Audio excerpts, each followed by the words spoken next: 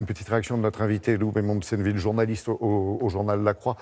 Terrible, terrible symbole que cette cathédrale qui a failli succomber à l'enfer des flammes, juste en début de cette Semaine Sainte. Pour la communauté chrétienne, c'est lourd. Effectivement, on est dans la Semaine Sainte, c'est-à-dire que c'est cette semaine qui commence le dimanche des Rameaux et qui finit à Pâques, et qui, pour tous les chrétiens du monde, est une semaine de cheminement spirituel, et qui est une semaine qui passe par l'entrée dans les ténèbres, la passion du Christ le vendredi, puis la résurrection le dimanche.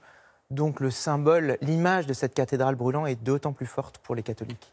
Pour les catholiques, mais au-delà, bien sûr, on l'a vu dans le monde entier aussi. Vous attendiez à une telle réaction de la planète?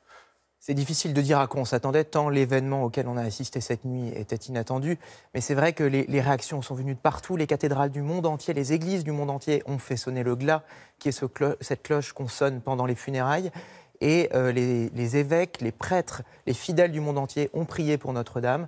On l'a vu sur les réseaux sociaux. À Paris, toutes les églises ont été ouvertes et on a vu de nombreux fidèles et même de nombreux Parisiens se joindre entre eux en signe de solidarité et d'amitié. Voilà, on a vu les images de l'incendie, les dernières images de ce matin en direct. Merci d'être venu.